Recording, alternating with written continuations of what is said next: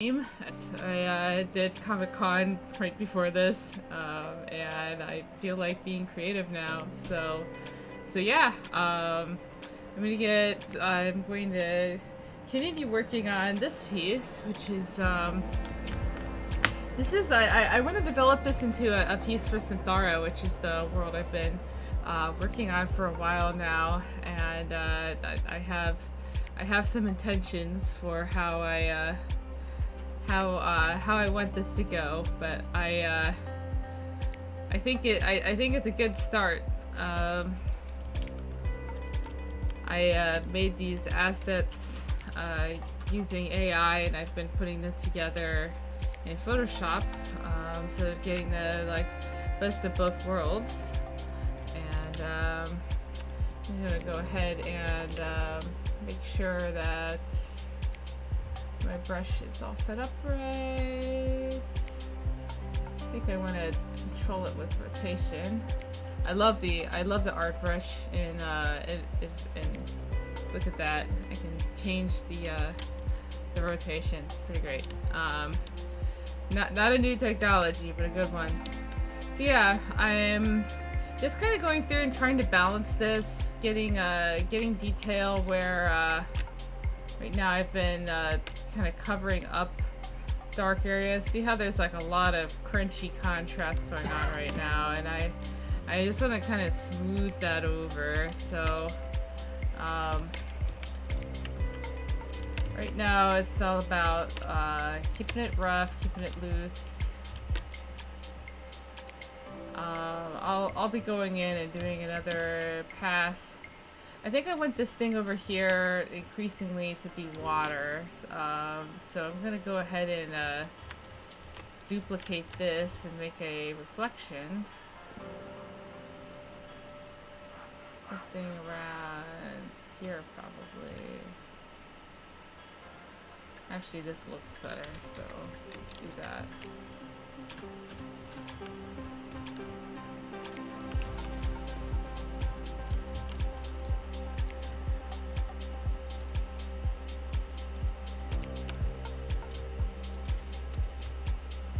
Maybe something kind of like... Right now I'm just really just trying to get the feeling of it right.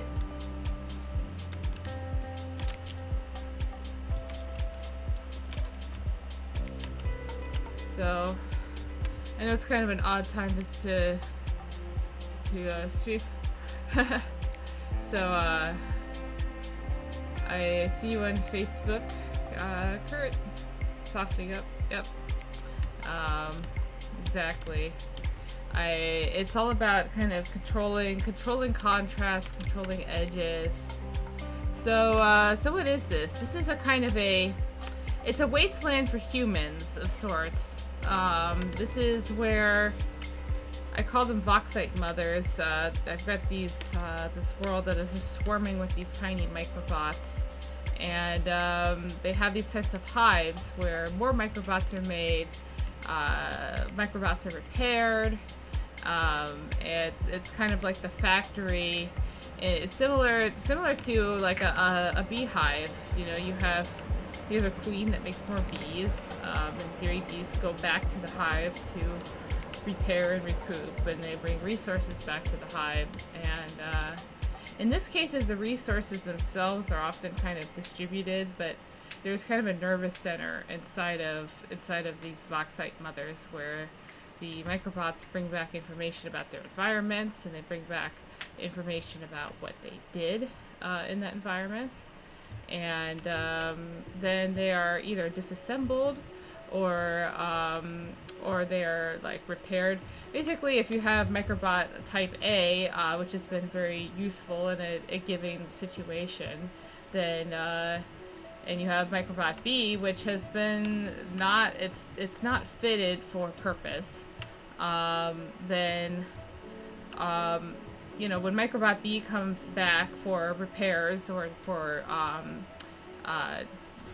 to get a charge or something, depends on which Voxite mother it is. Some of them charge, some of them point is when it comes back to be serviced, it can actually end up getting disassembled if the central nervous system realizes that it was not useful.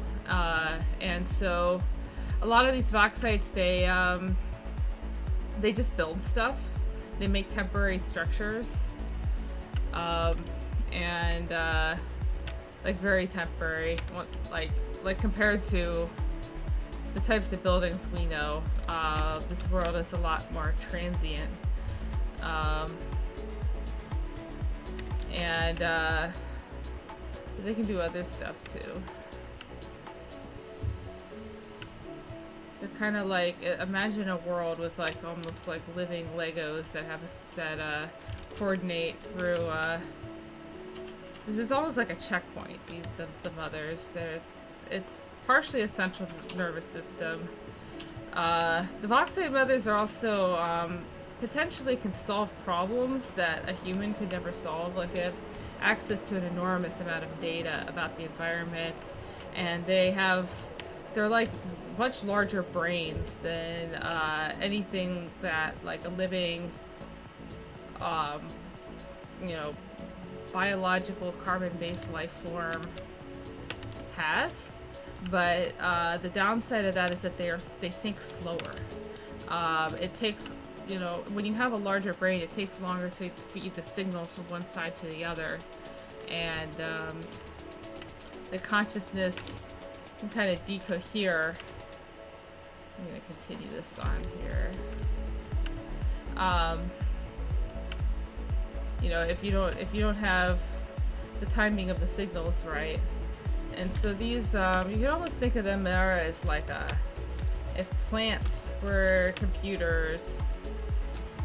That's kind of more, imagine like plants had a deep intelligence about the environment and were able to communicate that, and send out lots of little scouts. The little scouts are the Voxites. And so basically one of these things here, this one, this is one of the Voxite mothers. They're actually incredibly dangerous. They have an immune system that, yeah, they are like techno-AI trees. Yeah, that is a way to look at it. Thank you, Kurt, on Facebook for like vibing with it. Yes, that is what they're like. So, yeah, I've been kind of living in this world for years now, and these are definitely a big part of it. I don't. It's mostly just in my sketchbook. I do a lot of drawing of these things, and I just like thinking about them. I like pretending to live in a world where they're actually fairly benevolent to humans, except if a human tries to enter one of these itself, it's incredibly dangerous, as in like pretty much instant death. Like it is, but the thing is that it's the conscious mind of these things can't really control its defenses. In theory, like even if it wanted to be repaired, it would basically, the entire thing would have to be sedated in a way that like somehow where its immune system is disabled. And that is very hard to do. But yeah, the overall, the conscious part of these things is pretty pro-human overall.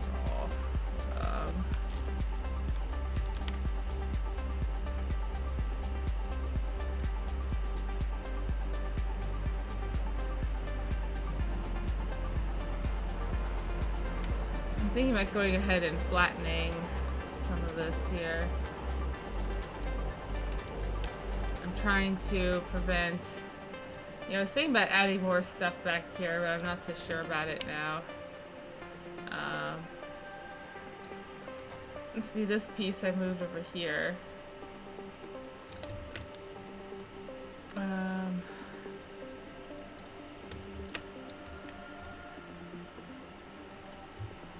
Thinking about maybe making something that, just putting in some background detail.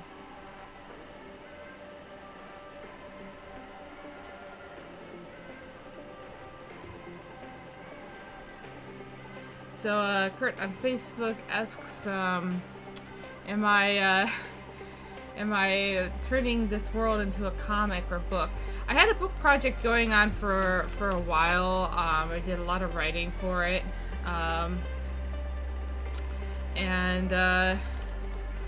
Yeah, I'm not a very character-driven thinker. I like thinking about groups of people. I do like thinking about cultures. But I have a very hard time sticking with, like, falling in love with characters or my own characters. And, like, I found that I just didn't like the characters that I made. And it's like, I think that I could have learned to make good characters, but it's kind of not where my heart is.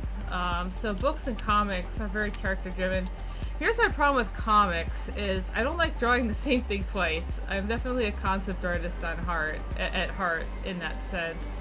I mean, I'll draw it if I can draw multiple angles of it sometimes. I do like exploring form, but I much prefer designing new things. But this means that making a video game is actually something that appeals to me more. So I'm making a video game now, and the video game takes place in this same world. It's called Chroma Circuit. There's some text in the bottom left of my stream that it's a link, zernworks.com/Chroma Circuit. It was actually a racing game, but it takes place in this world, and it takes place in a World's Fair where you have a convergence of these AI things and humans, and they're kind of showing off their stuff. It's almost like they're different nations or something. There's some, they have different strengths, but the AIs that control this matter, you can think of these mothers as kind of the bodies of them. They kind of the hardware, but the minds that come out of this matter, they kind of need humans for entertainment. And World's Fairs are a really good way to bring humans together and be entertained. It's sort of like if AIs will, at least these AIs will stagnate without this kind of like, you can almost call humans like free will machines of sorts. But the humans are almost like pollinators. If the AIs are the plants, the humans are the things that, in novel ways, do things that the plants weren't able to predict or expect. So Kurt says, I do like you doing photo bashing AI stuff. This is Midjourney. Yes, this is Midjourney. I've actually not done as much with Midjourney as some of the others. Disco Diffusion is kind of my preferred tool. I also have I'm a beta tester for DALL-E, but I have not been cleared until actually today to do anything commercially viable with DALL-E. And I'm looking to license some of these images I make for a book, and I wanted to make sure everything was kosher before. So I haven't done much with DALL-E yet, but I will very soon. So Kurt says, sounds like you should collab with someone too. Get someone else to do the characters. Yeah, I have thought about that. I have been working with someone who's a pretty good writer to help write some character stuff for the video game. So Chroma Circuit will actually have some character interactions, but you basically play a car rather than you play a car with an AI that thinks it's a human from the 21st century, which I find amusing. And so you do get to interact with and have some character stuff. And Kurt, you say you make games. You've been doing it for 16 years. Oh, Vibver on Twitch. Hello. It's nice to see you on here, as always. Yep.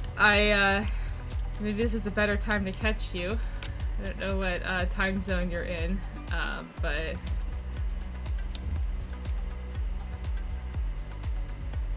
So Kurt says, they love the cover art and the cars streaming out rainbows on the pavement. Yes, that is the core mechanic of the game. Is you get to paint the track, and the paint acts as a boost. And so you're literally like you're kind of remaking the track to boost on next time. So it is definitely more than just decorative. Yeah, basically, it is. One of my elevator pitches could be it's like Mario Kart meets Splatoon. It's going well. The game, we have the core loop. The physics had to be remade, but it's almost done. Multiplayer is basically working. The drifting's working, painting's working. One of the last hurdles is the AI, different AI for the actual racers. Oh, you're an IST, cool. Thank you. Thank you, Vidber. Kurt is asking what engine. It is an Unreal Engine.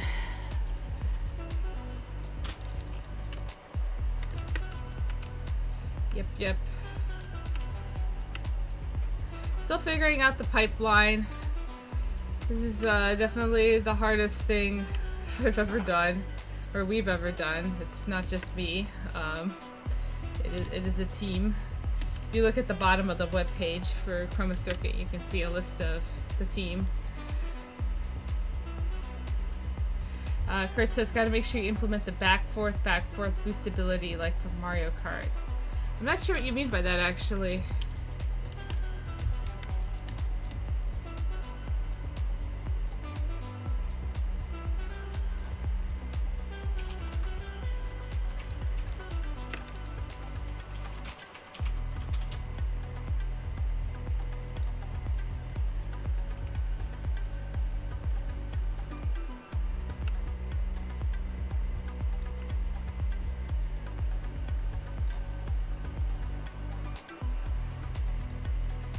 I'm using the BlendIf right now, which is an excellent Photoshop thing. I use it so much, maybe too much.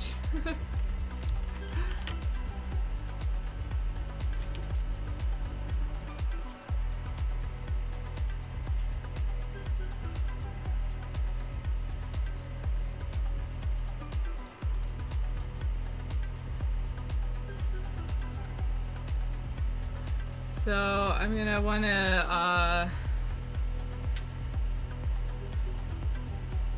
I'm going to message my Discord group. I completely forgot to tell my Discord group that I'm streaming. Whoops. I was so eager.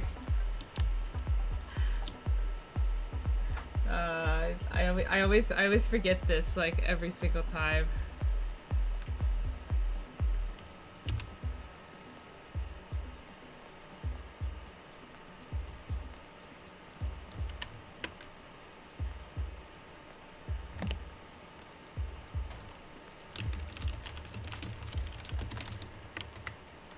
All right. Back to it. So, Kurt says there's a way to give yourself a little boost in Mario Kart 64. Oh, I see. So if you went... You're saying that if you snaked back and forth, you'd actually get a boost?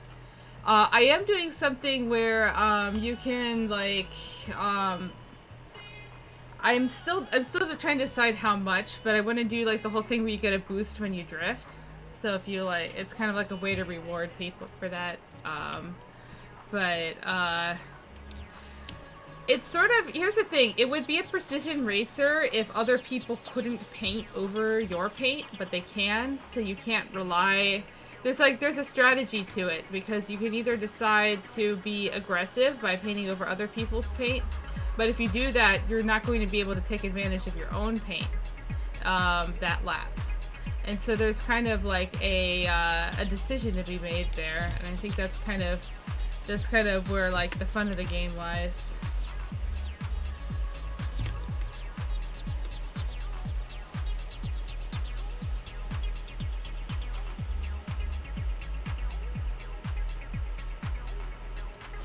I've been thinking about the surrealist Max Ernst for this. Like around 80 years ago, he was making paintings that actually look kind of like this by taking wet oils and putting them on a panel and squishing them around, and then taking another panel and squishing it onto the wet panels and then pulling it. And when he pulled, you made this like really cool fractally wrinkly patterns, and then he turned them into stuff.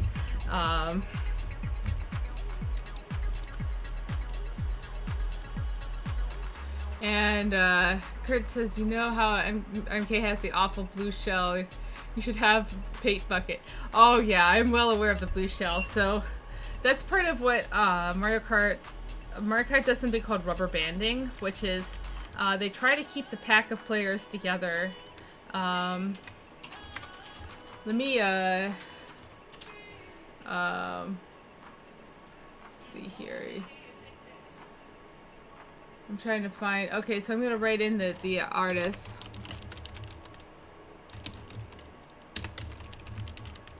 I was gonna look up.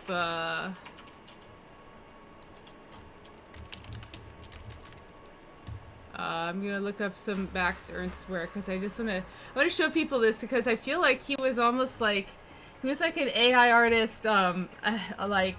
He was making AI art decades before it was cool. Without AI, it just looks a lot like modern AI art, and my Windows Explorer is like threatening to crash on me. I'm using my old computer here. So yeah, I can just take little bits and pieces of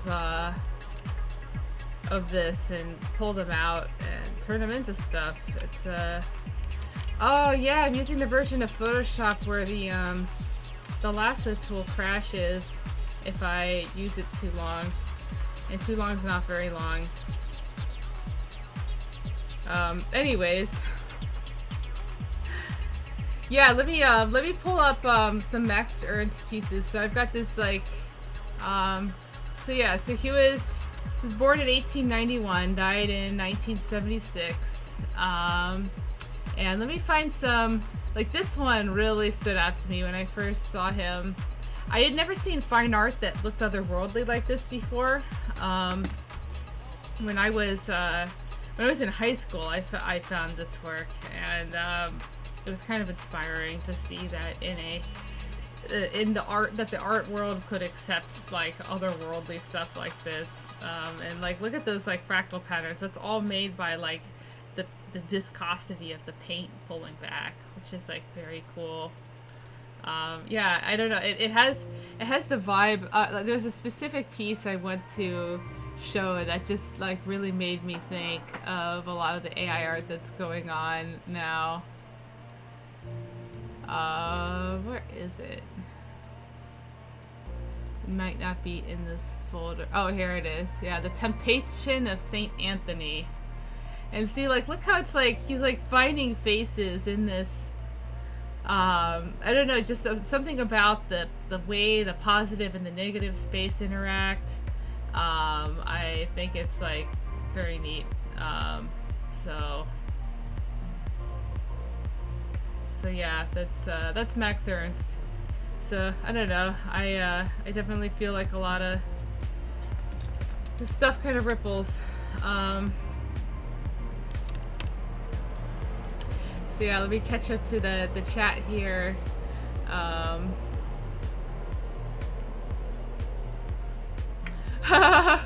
Vipper asks, is this going to be 3D modeled later for the game? And Puzzlarium says, under my dead body. So yes, Puzzlarium is a collaborator on this project, and his job is to prevent me from biting off more than I can chew.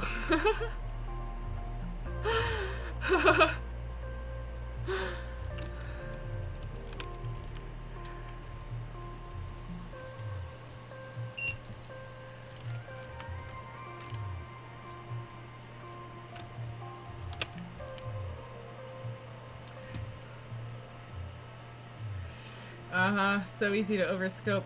Yeah, I'm aware of this intellectually. I really am.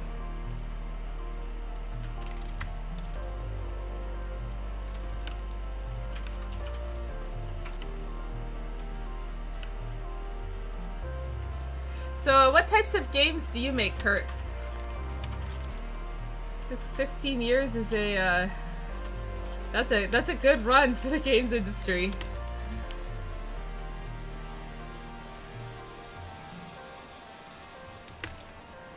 In most industries, they call you a seasoned professional. In the games industry, they call you a veteran.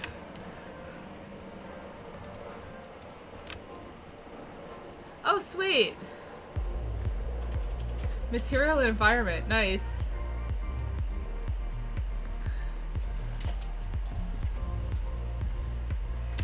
Yeah, oh man, I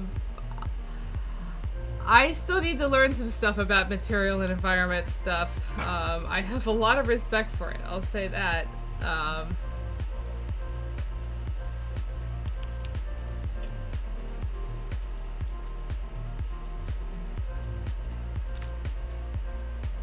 So do you make materials? Do you do like the material generation, procedural thing?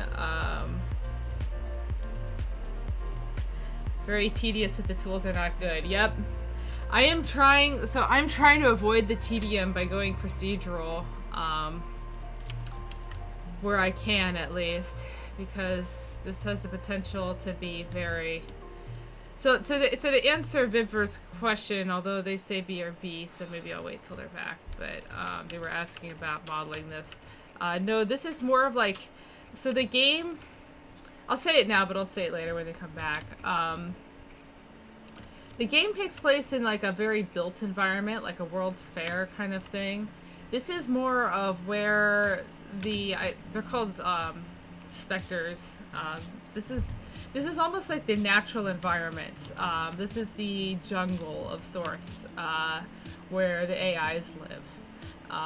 And there are plenty of areas where they want to attract humans, but this is something they want to keep humans out of. Now, in theory, humans can roam around. In fact, I'm thinking about turning these into people. But this is not a place made for humans. Now there is architecture that can look like this in the human areas.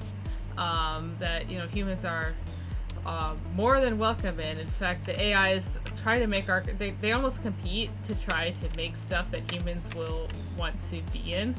It's almost like building a cat cafe and like or like building like a cat gym, and like the trying to get the cats to choose your gym.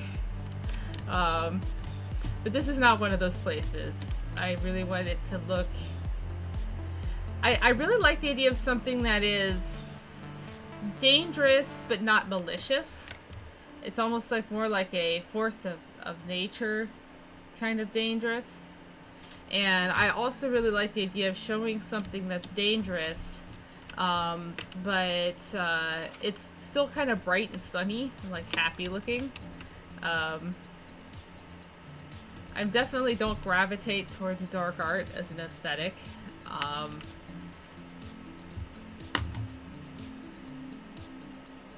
So I'm gonna check out your portfolio. Oh, oh, cool. Ooh, you're a substance designer person. That's cool. I like this. I love looking at substance materials. Oh, this is great. You don't mind if I show this on stream, I assume. Oh, weird. Oh man, if I didn't have to sleep, I would definitely be messing with this program. Nice. I might actually be looking for a substance person down the line in the game. It is something that I have to do some testing, but I may want to ask you some questions, or even like commission you to make if I were to give you like a painting of a material, like on a sphere or on the meat map, do you think that like you could replicate that? Like, it would be something that looks kind of like this, actually. I'm interested in something that has this kind of turbulence going on, and I don't think that Houdini can like make materials like this. I'm still learning it, and I don't know what it's capable of, but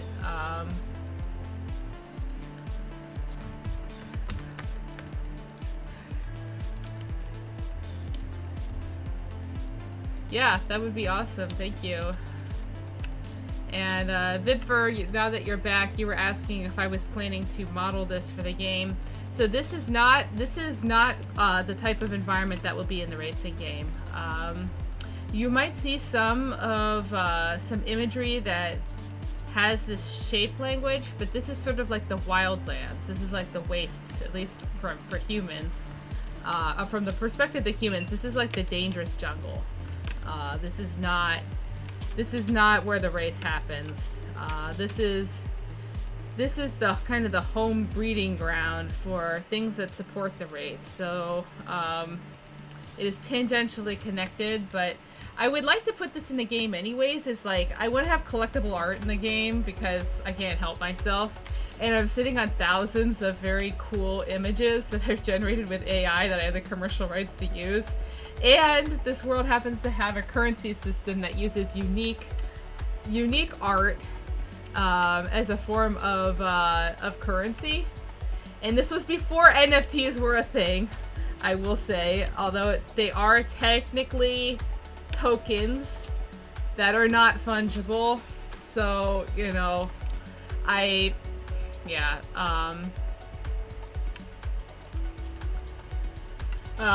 but anyways, so yeah, in the game, when you win races, you win art, and you get to see it in like a little trophy case. Fungish. Yeah, I mean, yeah, it's a weird in between.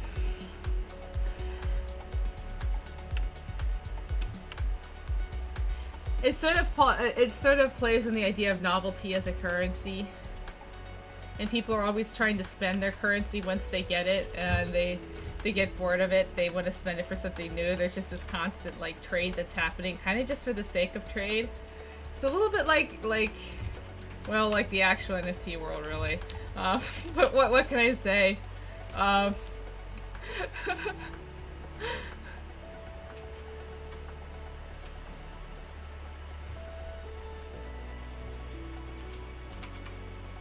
So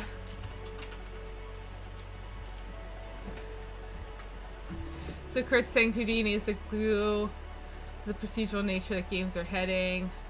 It's used a lot now for geometry generation. Yep, that's basically what I'm using it for. Geometry generation. Yeah, I'm not actually doing much in the way of simulation, VFX. I'm not that scope creepy.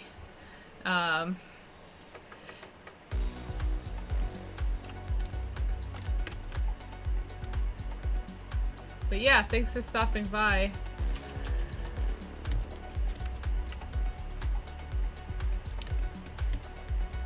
So right now I'm just kind of feeling out, I'm kind of adding and removing detail where it kind of just makes sense compositionally. I want to bring an arc of light back here, kind of like this.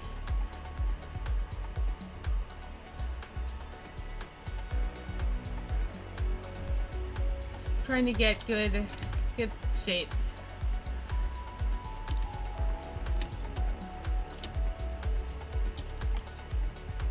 I'm actually inspired a lot by Bryce Canyon for this particular part. I have these. In fact, I might actually, I might bring it up here.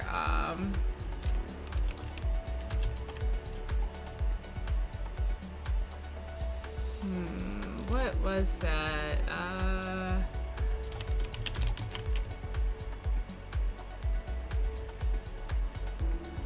I'm actually gonna pull up my old photos from going to Bryce Canyon because there's a very specific place that, oh man, this is such a cool place. I'm gonna try not to get pulled into like showing off vacation photos because like, you know, everyone knows those are boring, but look at this!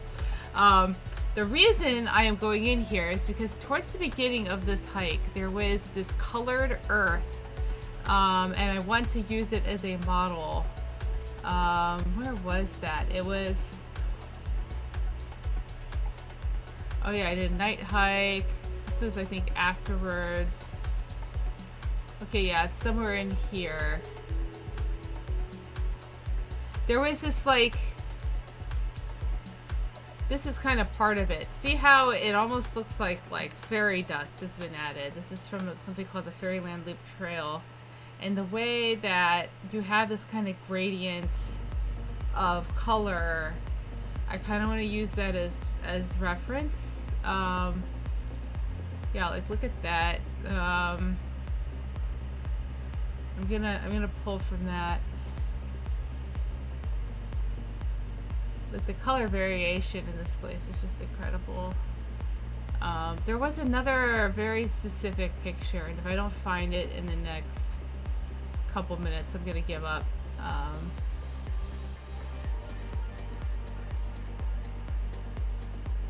Yeah, I don't see it. Okay.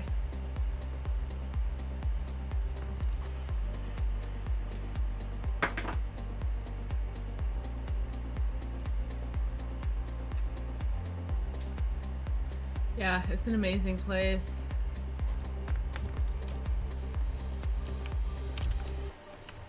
Are there any canyons like that in India?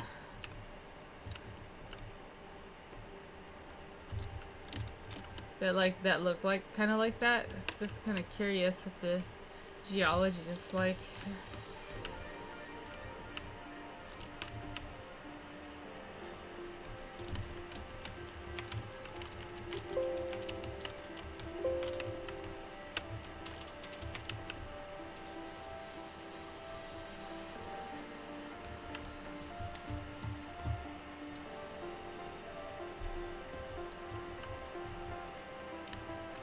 Yeah, not canyons. Yeah, I haven't seen any pictures, but I'm always surprised by like cool places in the world that I didn't know existed. So I always ask. I really like being close to the West in the United States because I love cool rocks, cool geology, and we have a whole lot of that stuff. We definitely don't have much in the way of like jungles and all that, but I really like the geology here. I'm really inspired by Yellowstone. That's a big part of the book project I was working on years ago was a planet that was like hyper Yellowstone. It was a very geothermally active world, and in fact I can even show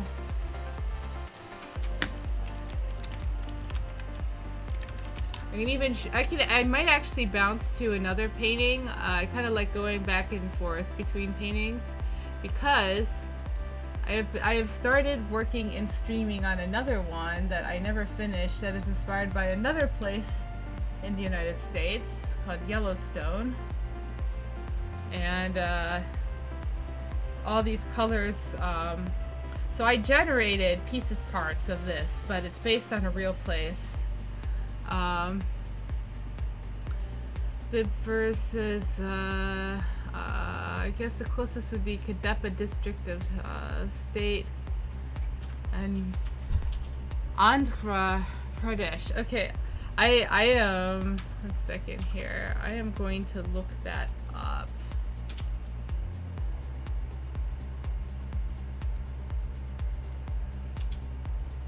One second. So you said it is, I just want to look this up here. Dakota.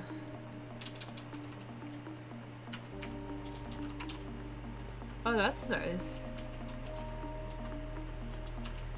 Let me look at some images here. Oh, yeah. So yeah, they call these protrusions. They look a little bit like hoodoos. This is very cool. I haven't seen this place.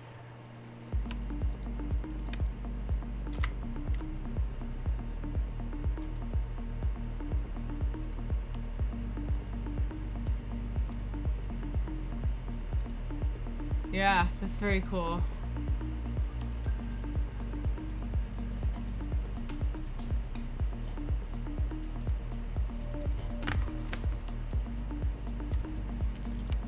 So yeah, I'll bounce back and forth between this and the other one, and you know, I've got another one too. I have so many work in progresses. This is the problem with my personal work, is that if I love starting new pieces, and I like starting them more than I like finishing them.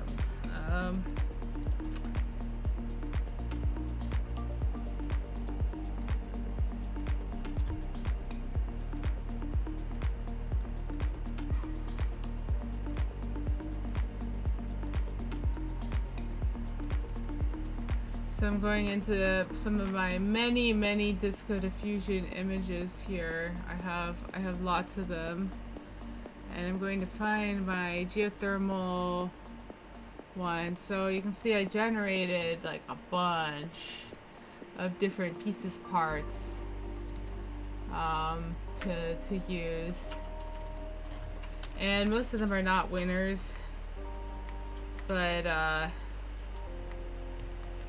enough of them are. See, I like this little piece. Yeah, I like streaming because it holds me accountable to trying to get things more finished. Although there's nobody like forcing me to finish them on stream, I guess. Unless those people decide to like taunt me into it or something. But I used to enter contests, like books and stuff, like Spectrum, and I kind of stopped, but the contest did really help me, give me a deadline and make me finish things. So I should probably start up again. So what I did was I just inverted the mask, and now I'm kind of bringing back the color. I can kind of selectively paint in. I'm going for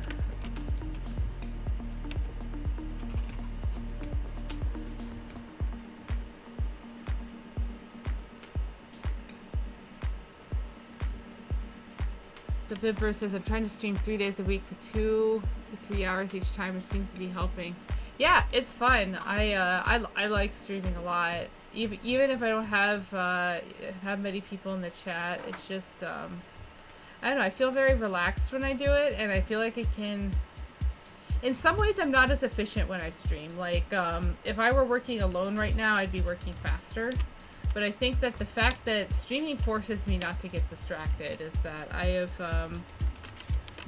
I feel like the internet has conditioned my brain into wanting to seek novelty, and I'm becoming a personification of the AIs that live in my Synthara world.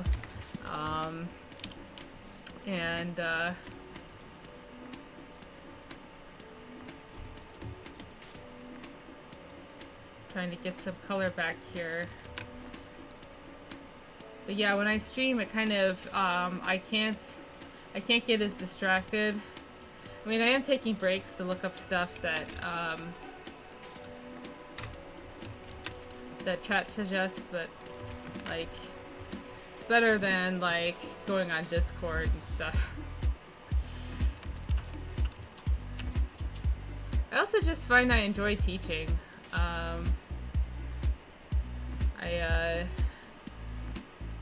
I'm actually planning to make a course soon called AI for Concept Art. I may self-publish or go through a publisher I've been talking with. for the course. So I'll be doing, I'll be kind of covering, I'm just very interested in AI as a topic. Oh no, the Photoshop bug is back. Photoshop thinks that I'm holding shift down even though I'm not. And I have to close Photoshop in order to, yeah, look at that. Ah! It's so annoying. I literally can't name my file because it won't let me... I'm gonna have to do, like... just start with a letter if I want to version it. Wait, now it's fixed? I've always had to reboot and somehow say... Wow, that is... Maybe it's because I'm streaming and, like, Photoshop needs to behave because it doesn't want to look bad in front of people who aren't me. Well...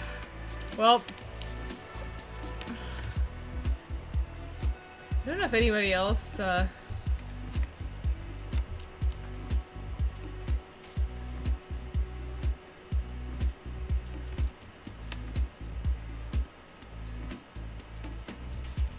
yeah, I didn't know you streamed too, Vibver. I'm usually not on this late. I don't know when you usually stream, but I could hop on to Twitch and follow you.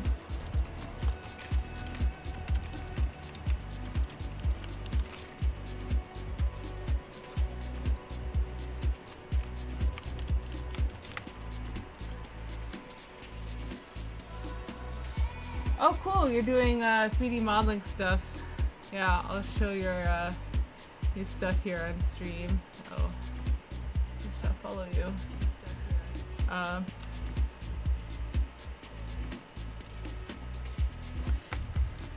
Yeah, there's been times when I've tried to stream like the brainstorming process, and I was actually kind of embarrassed looking back at the stream because it sounded like I was like on Valium or some kind of like chill drug or something, because I was talking super slow, and it's just because it's really hard to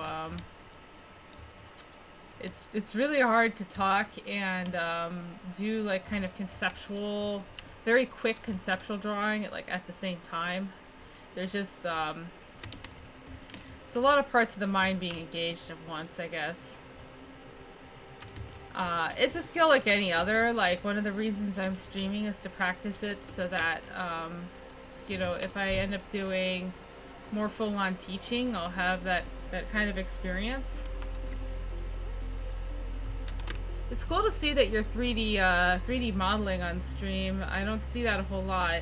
I have done that too, and I found that it's harder to keep viewer engagement on that.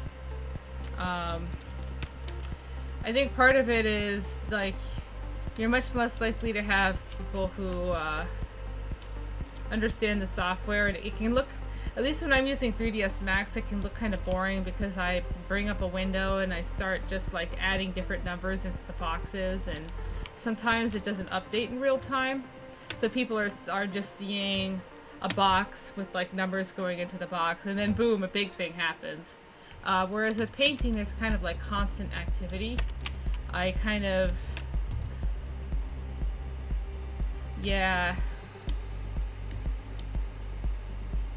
I really like narrating the 3D process. I wish I was getting more engagement where people were like asking me questions about why I did this or that, but I totally understand why it doesn't work that way. People weigh the 2D more, and they also weigh way more on like colorful paintings. I really like showing the brainstorm, like, ideation process on stream.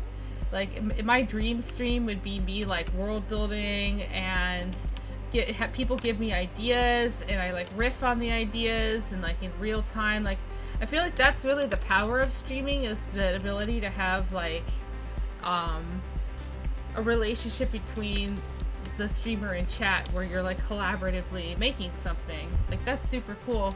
The problem is that the thumbnail, like, if you're a Twitch user and you're looking at an active stream and it's mostly a white page with some lines on it, unless you are actively an artist who does that kind of thing, it's a lot harder to like want to click on that.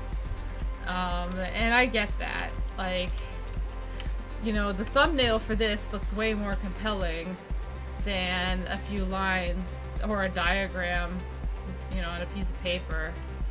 So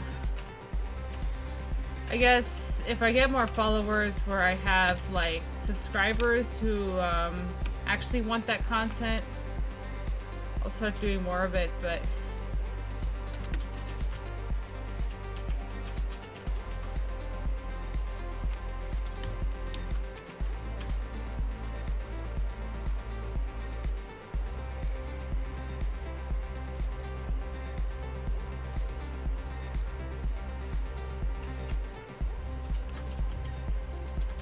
I'm gonna go ahead and collapse this. Trying to keep my it's like layer hygiene basically. I used to work in like hundreds of layers. I was a bit of a fear of commitment, and I feel like a growth moment for me as an artist has been learning when to collapse layers, because the amount of time you save by being able to go back and change something is not worth the time you're spending trying to find which layer to go back to, you know? So, for sure.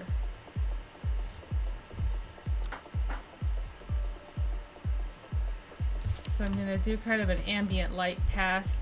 I'm thinking about what to do about the clouds. Right now the cloud situation is kind of boring, but at the same time I have a lot going on the ground. So one of the things I love is going in with a this kind of brush and like the smudge brush, and then I can just I just do a gradient and then I break up the gradient just to add a little bit more visual interest, but it's subtle, you know. You can kind of see the brush strokes there.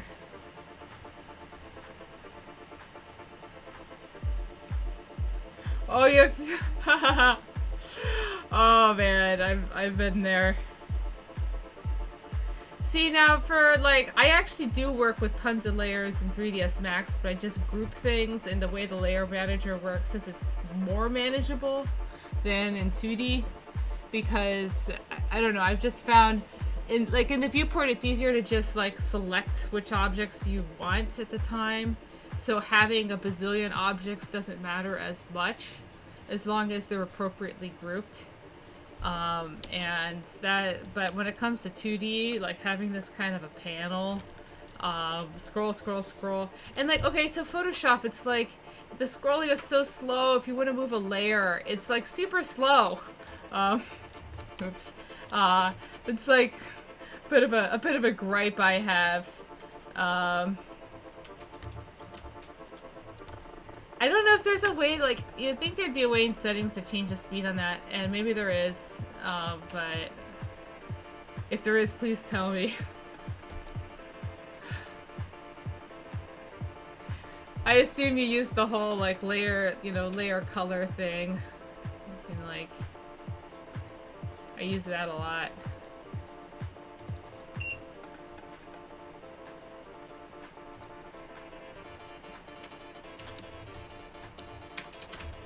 I'm thinking about doing something interesting with this where it's got like these root tendrils that are stretching into the water. Oh, to change the speed on the speed of dragging a layer. Like, it's really slow to scroll. I found that if I try to drag a layer, like from one all the way to the bottom to all the way to the top and have a lot of layers, it's just so painfully slow. And like, I can just copy the contents of the layer and paste it, but I don't think you can just like, it won't let me copy, just copy the layer. I don't know, this would be really embarrassing if there's a way to do that, and because I could have sworn there was, but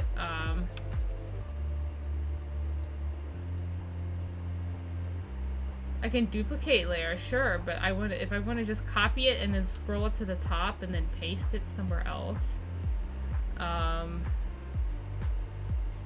I remember looking this up years ago. Like, this is a long time ago. And I seem to remember people saying it wasn't possible, and a lot of people griping about it. But it could be that a more recent version of Photoshop can do it. I don't know.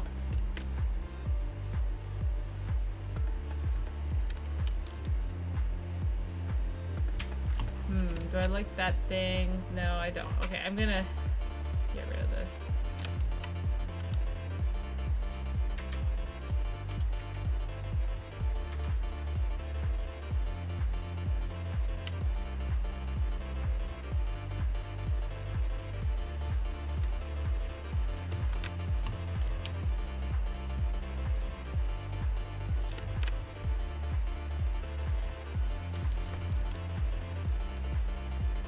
I think that this dark blue on this is maybe being a distraction. I think I want to move. This whole piece is not quite working for me. I have to figure out what to do with it. I want to keep it, but I think it needs help.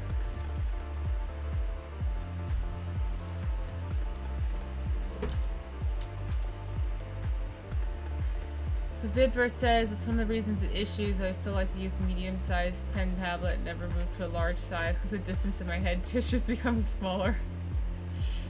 Yeah, I'm actually the same way. I am using an Intuos medium, and that's about as big as I would want to go. Mortal Mechanica, hello. He said I fell out of Photoshop around the time Substance Designer started to become popular. I mean, you mean like Substance Painter? I mean, to me, Substance Designer is like completely different than Photoshop. It's awesome. I don't think of those as being in like the same category. Oh, you made textures in photo. Okay, gotcha. Gotcha, that makes more sense.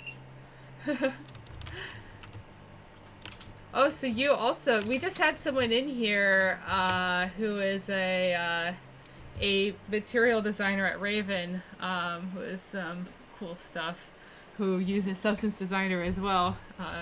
You just missed him.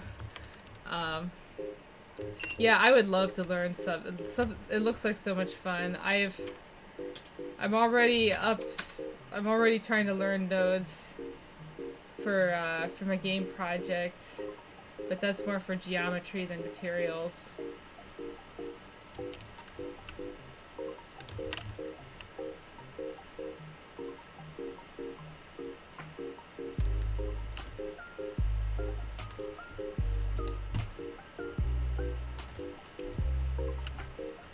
I want to make a weird root system so this is kind of like a lake thing, right? And I'm gonna make this look more like the surface of water. I use like the same smudge brush for basically everything. It just works. I don't know, Vibber, if you're like me on layers, you might also be a brush hoarder. I have so many brushes and I use almost none of them.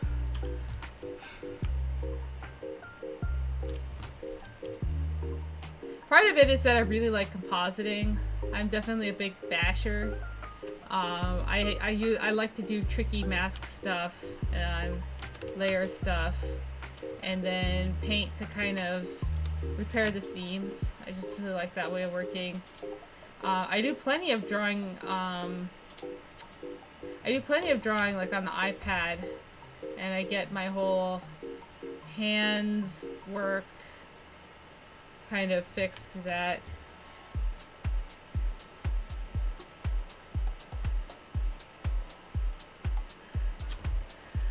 So, Mortal Mechanicist says, I still remember that super cursed NVIDIA plugin for Photoshop. I don't even know what that is. Like,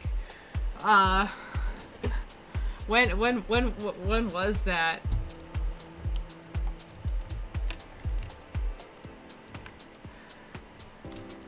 But yeah, I don't know. NVIDIA.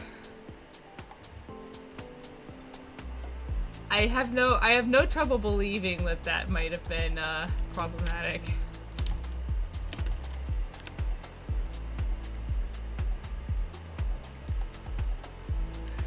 Yeah, I had these meticulously organized brushes and they're just bristle, like just bristle brushes, and then I had them organized into medium and sparse. Actually, this version doesn't have them organized. I was going to move them in, but I have just blocky brushes. I have brushes from a good friend of mine that are all meticulously organized. I have special effects brushes, and they are broken into categories. I have foliage and cloud and rock and ground and blah blah blah. And I have Craig Mullins brushes, which I've never ever used, but somewhere, somehow, I got them. I've got pattern brushes and all kinds of stuff, and I end up using basically like the same one. It's so versatile though. I can do a lot in the settings to make it do what I want, so.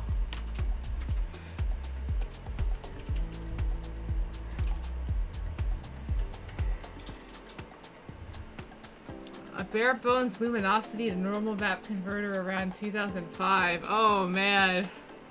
Yeah, I do know that Photoshop used to be used to generate textures. And then I moved to Crazy Bump. Oh, you met the person who's... Yeah, I've heard of Crazy Bump. That's cool that you met them. Oh.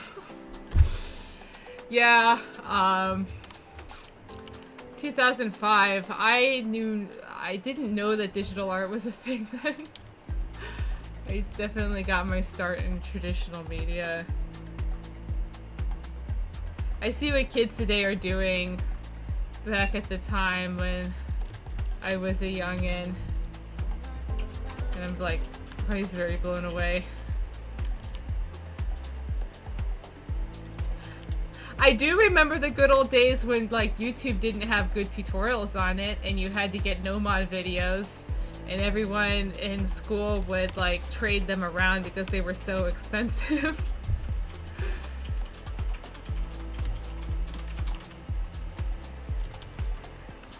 That's the time when I started to learn digital art, was the time of the no-mod. My first digital painting software was Microsoft Paint. So I did. I borrowed a tablet from my school, and I was just floored by the idea that I could undo things. And then I moved to Coral Painter. I used Painter for a while. I was basically trying to do like matte paintings in Coral Painter before I got into Photoshop, and Painter was so clunky back then.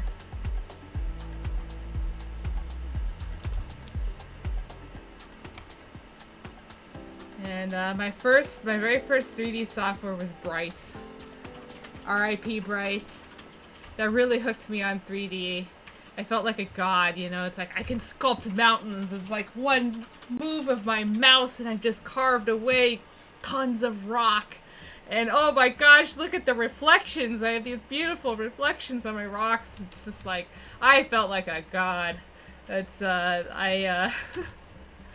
it's hard to, I can't imagine an alternate future in which I wouldn't use 3D somehow if I had to have, like, touched that program.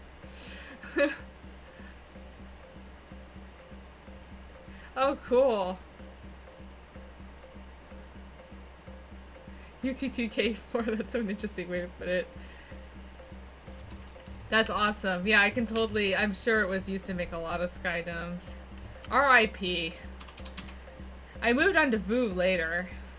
Vue had a lot more going on. I really liked the environment. Like Vue had a really nice sky system.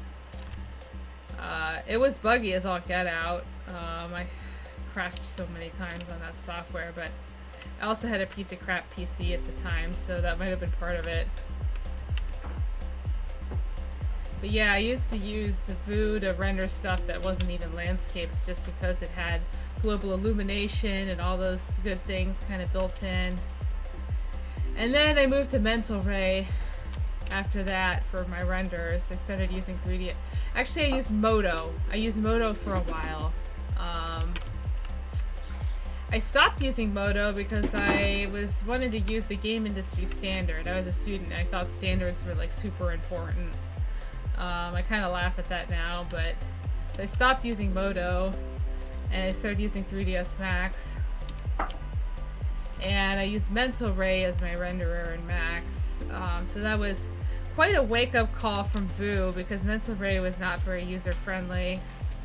I now use V-Ray as my main, like, you know, scene renderer for illustration stuff, and V-Ray is definitely more user-friendly. I think Mental Ray has been basically completely, like, decommissioned now, actually.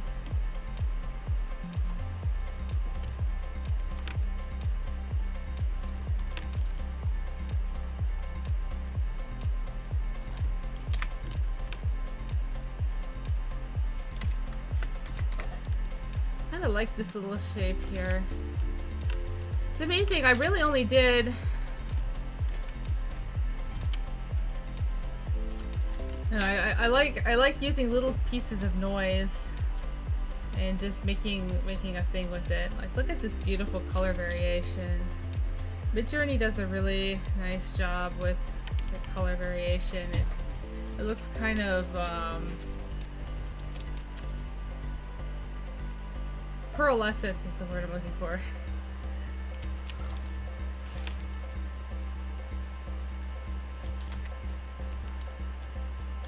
Soft image hype. I don't think I used soft image ever. What did they make? I'm trying to remember. I heard talk of it, but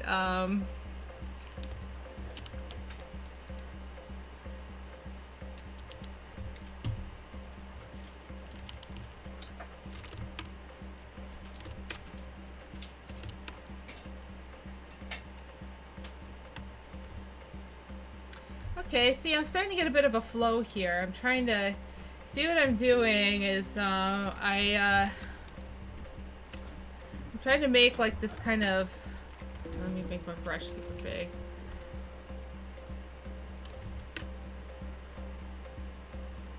I'm trying to do like this kind of S-curve thing. And I want to have, I'm happy with the rhythms in this. It feels, you know what, it feels musical. It feels lyrical. These are actually kind of noisy environments in the world. There's this kind of a buzzing, humming. You know, the thing I haven't added yet actually are the swarms themselves.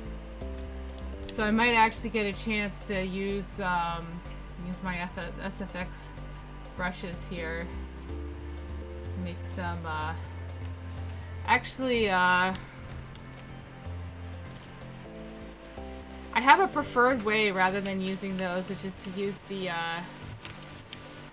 kind of a neat little trick for making swarms. It's just to use this one brush and create this kind of repeated noise. So I'm using the mixer brush right now. And I find I've actually moved away from using like texture stamp brushes in Photoshop. I don't like the look. It looks, maybe I've just seen, over the years I've just seen too much of it.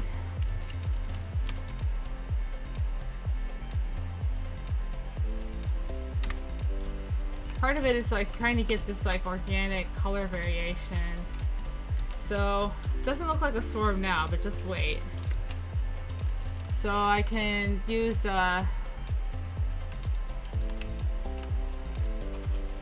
sample the current layer here. See, I'm just kind of creating this like sparse detail, and I go in with the eraser and I break it up a little bit. And then using mixer, I can knock out the light. It takes a little longer than if I were to do it the SFX brush way, but it looks a lot nicer, I think, from a distance. And then I can go in, I can like break it up a little bit.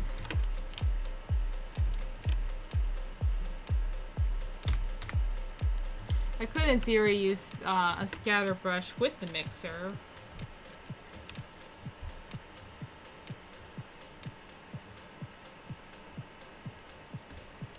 Yeah, this isn't bad, actually. Because I can go in and I can break that up. Yeah, let me sample all layers and I just want to go in with the eraser and kind of like break it up so it doesn't look as repeaty.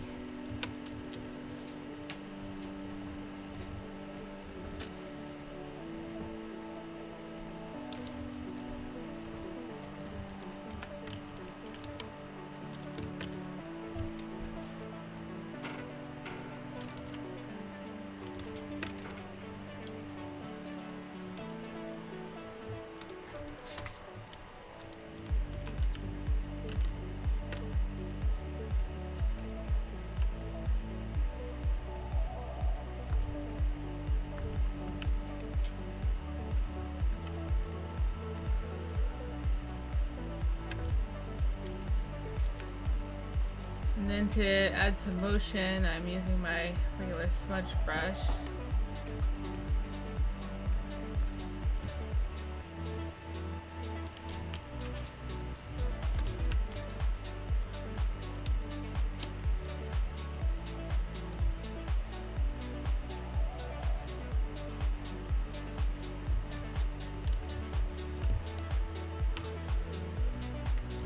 I'm getting tired. Had a pretty long day. I was at Comic-Con preview night, which is cool. But very hectic. It's kind of an inherent stress that just comes from like being with a crowd of people.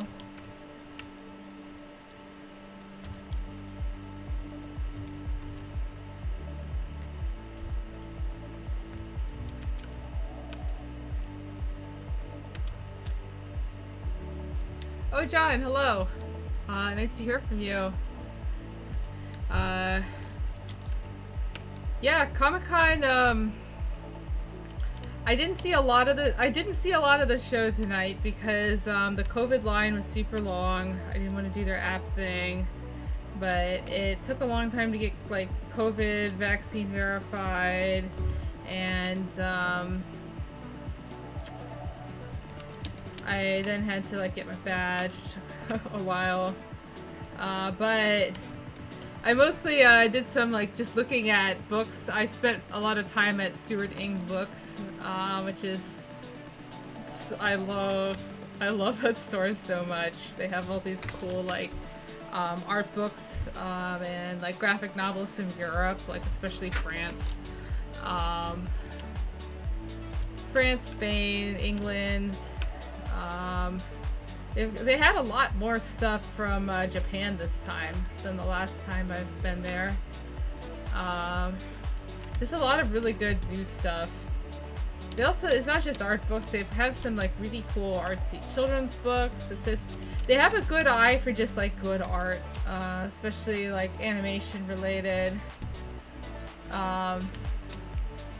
So yeah, I spent a lot of time there. I'm going to be going again on Friday. I'm going to be meeting up with some artist friends. And going to get some stuff signed. I'm going to change this form here to something more warm.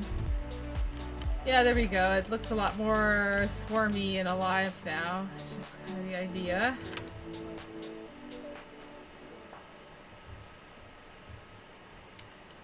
So for those of you who are just dropping in, this is a depiction of the Voxite mothers in my world of Synthara, which I've been building for a while. And you can think of them kind of as hives. And oh yeah, I started working on the swarm because I was talking about it being loud, and it reminded me that one of the reasons it's loud is that you have a lot of microbots swarming all over the place. These are actually not organic matter. They look very organic, but that's just because they have very bottom-up processes, and they're kind of cellular in their formations. They're just kind of much larger and artificial cells. And so yeah, this is not a quiet place to be.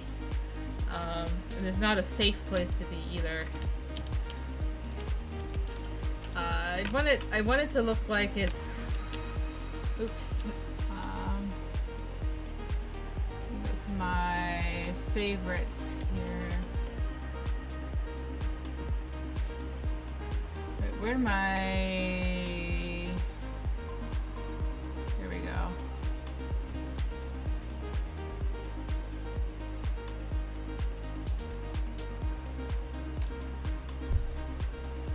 Oh no, I lost my pressure sensitivity somehow.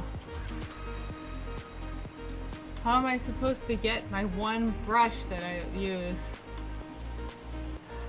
Oh, this is the brush to rule all brushes.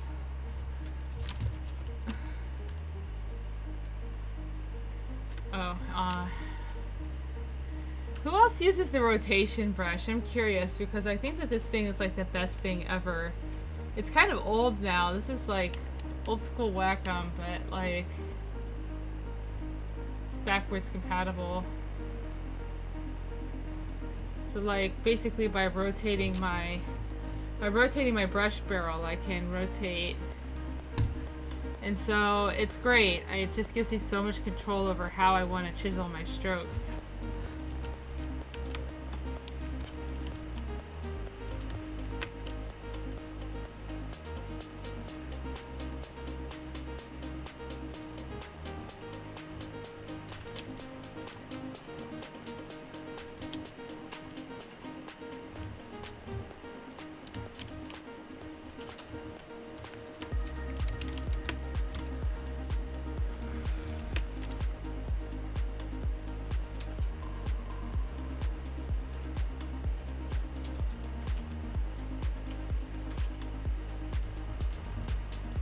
Trying to control the color a little bit.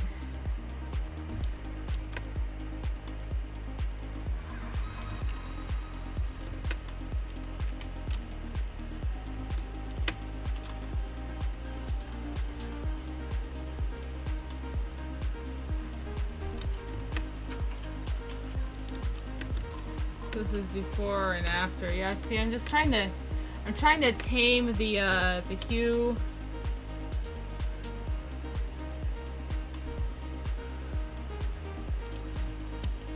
Oh yeah, that's right. I think I got distracted. I was working on the roots.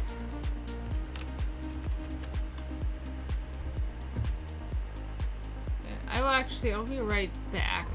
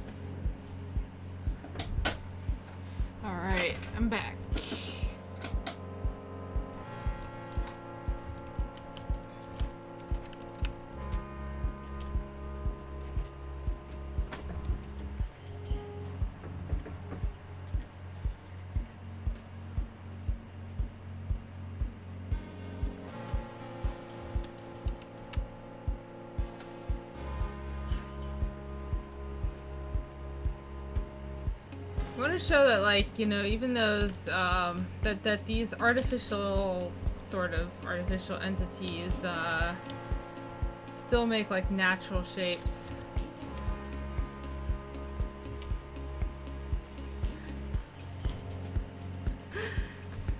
Hey, Devin.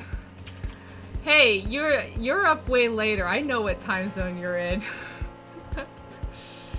Yeah, I actually, I usually don't stream this late, but I'm actually kind of doing this to decompress. I was just at San Diego Comic-Con, and I don't know, I like doing this type of painting. It's kind of relaxing to me. This is, and I feel like I needed it. Oh, BRB is still up. Oops. Yeah.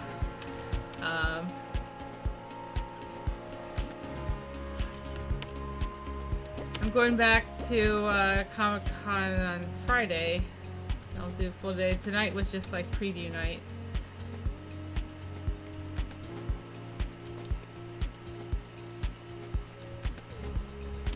Oh, cool, Devin. They were at preview night as well. Yeah, that's. I was surprised. I haven't been to preview night. I haven't been there before, and I was expecting it to be like just the people with the pro badges, but it's actually really crowded. I was kind of surprised. I did pick up a book that they had only one left of already, so I can see why people go on preview night. Like, I guess all the good stuff sells out. Gotcha. Well, maybe I'll see her there. It's highly unlikely, but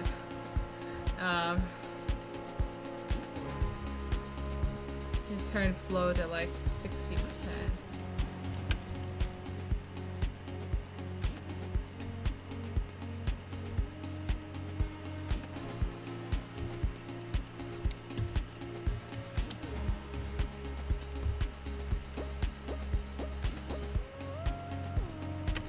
The shape is still not working for me.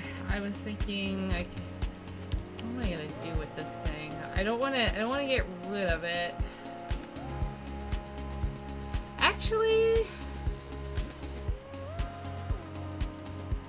I just made it smaller.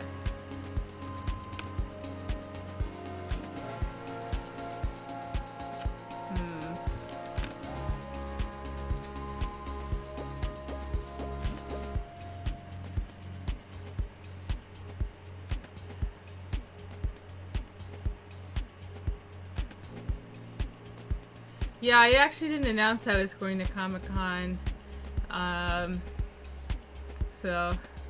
But thanks for sharing my art. Thank you. Yeah, I thought I was going to be out of town at this time, and plans changed. And I get a free badge.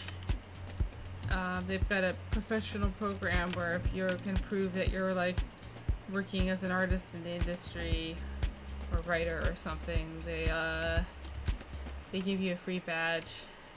And so it's like, well, why not? And I live in San Diego, so I really have no excuse. I really like going. I love flipping through comics, checking out small press stuff. There's so much inspiring stuff there.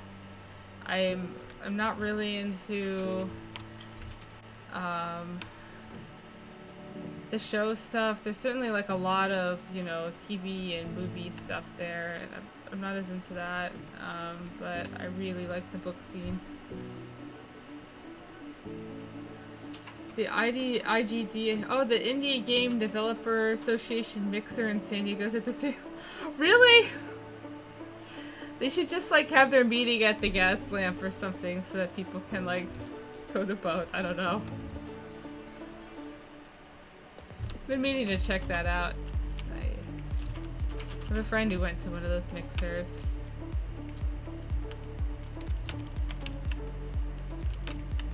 But yeah, they're definitely like cannibalizing on their cutting into their own audience with that timing. Oh, you're the former secretary. Super cool. Puzzlarium, did you go? I seem to remember you went once.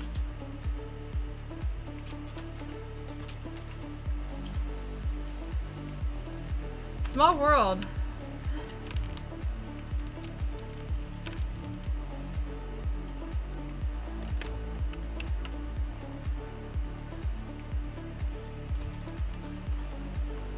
Oh, that's better now.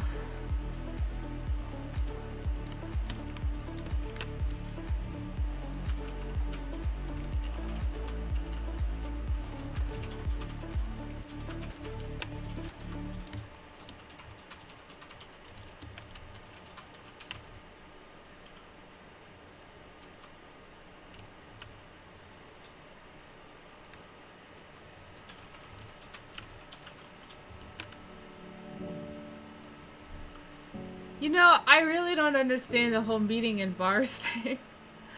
You know, we need like... We need... It's like society needs a meeting place spot that's like a quiet bar. I guess that's sort of what cafes are. But cafes don't often support as many people.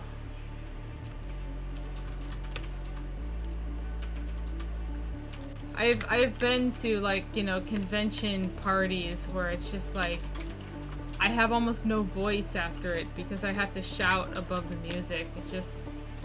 It makes no sense to me.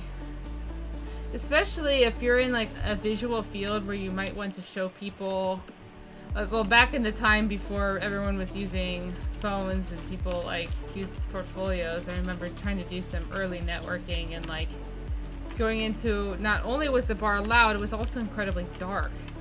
It's like, this is a place where professional artists, it was an artist-specific convention, are coming together to show each other sketchbooks and portfolios, and it's super dark in there. It's like, but that's the place where all the who's go. It just doesn't make sense. Oh, I see. Yeah, that's something that, I don't know, maybe I just have sensitive ears, but I have a hard time with loud bars.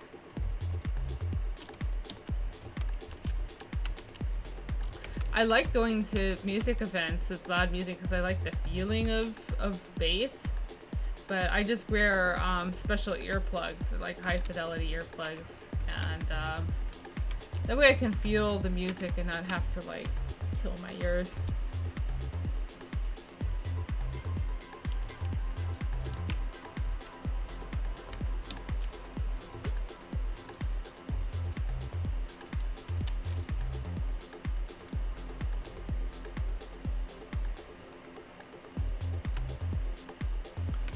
Curious if anyone has the problem with Photoshop where when you use the lasso tool for too long, it starts to lag.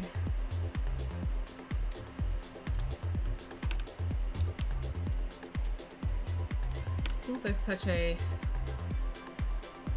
basic thing.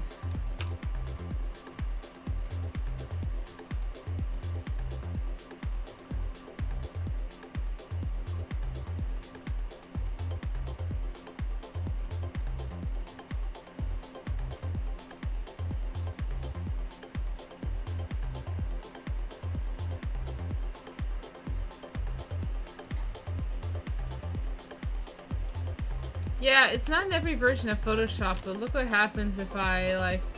Oh, of course, now it's behaving. Usually I cannot make this much lasso without it. What? That's funny.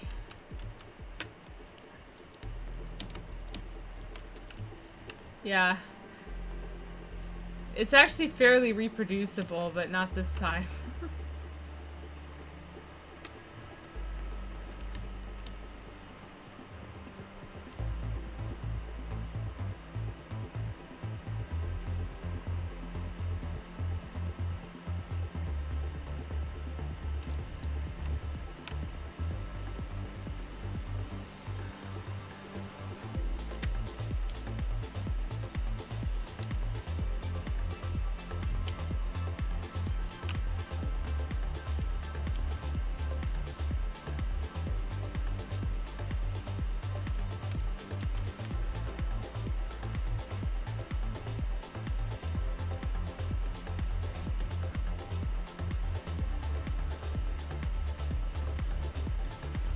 Here's a cool, like, thing I like to do with the mix of the,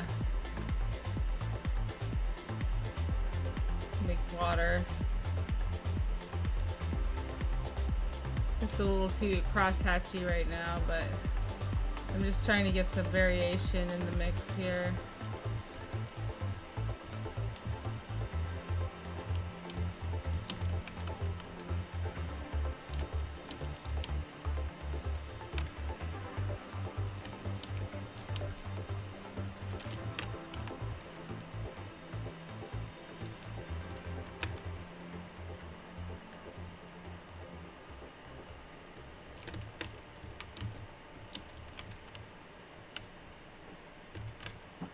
So I should probably get going pretty soon.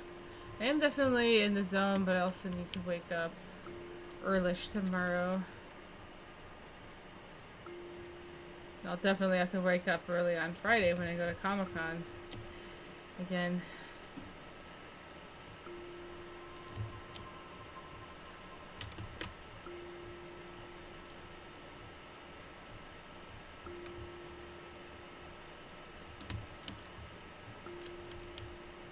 I'll keep going a little ways.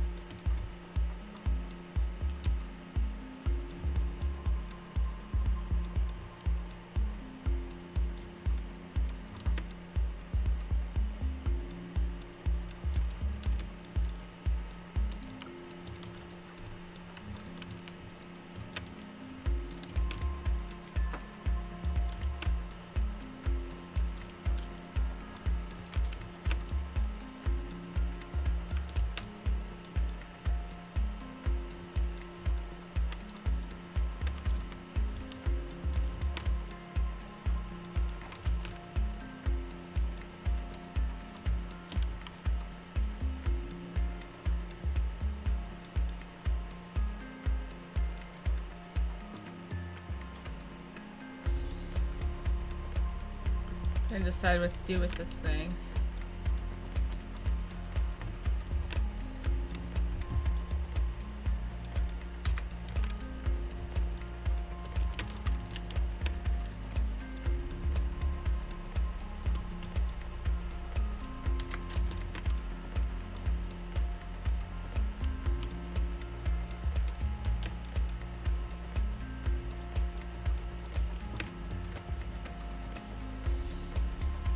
Yeah, with just a few adjustments in Photoshop, I can knock something back and make it work with the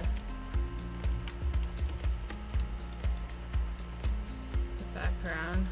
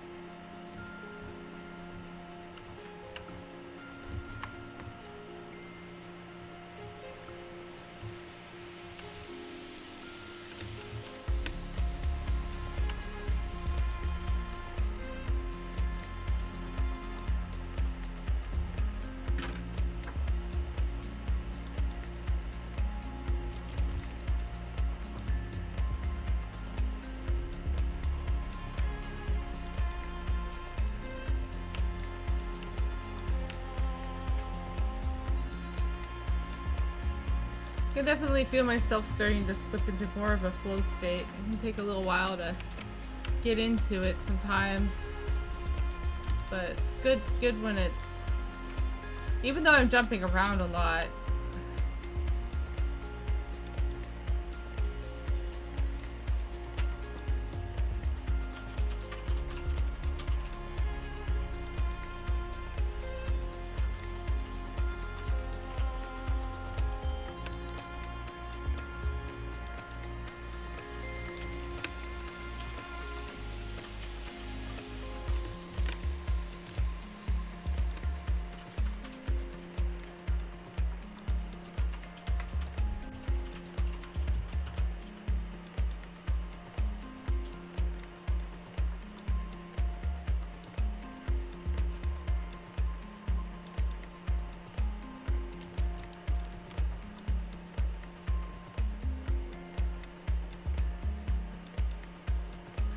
Yeah, Puzzlarium, that can happen. I feel like, well, if you've got enough people saying stuff in chat, then it's easy to just, like, respond to that, and then that prevents you from going quiet.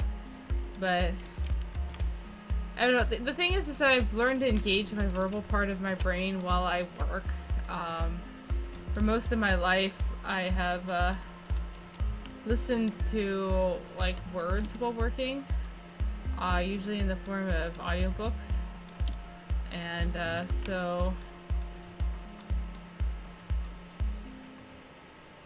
let me get rid of that side piece. I don't like that piece. So yeah, I think that in some ways it works both ways. It's not perfect, obviously, and I do slow down in both my talking and my working a bit, but I think that I'm not slowing down to like 50%. There's still like a net output there because it's two different parts of the mind. I think it depends on what you're doing. I mean, what kind of stuff have you streamed?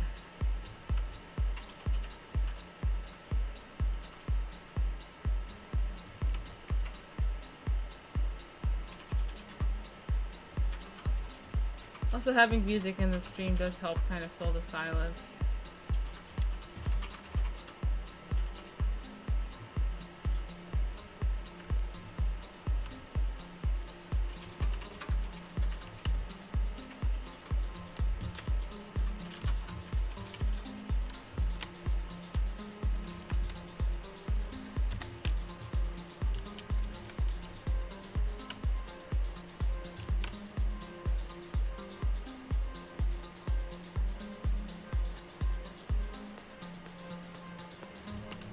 I actually think that streaming a video game about me, you're talking about like a builder game. This actually seemed like a pretty good thing to stream to me.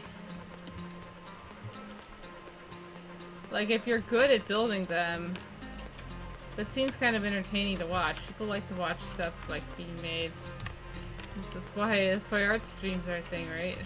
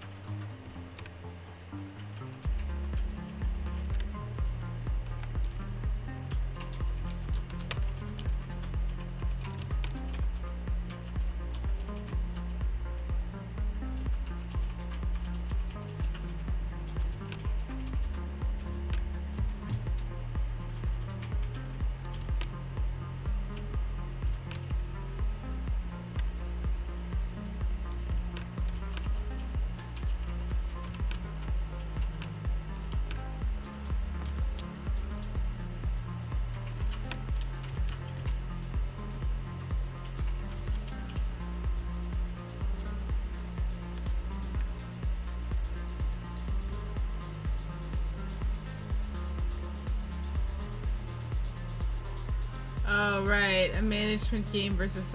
Yeah, I could see that. People want to watch emotional reactions. Yeah.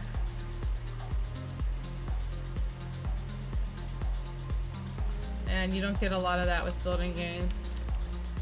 Shows how much I know, because I didn't even think about that. Hey guys! Oh my gosh, I just made a stroke. That's the best stroke I've ever made. Oh no, no, I made the worst stroke I've ever made. Woe is me. No, but I don't know. It's getting late.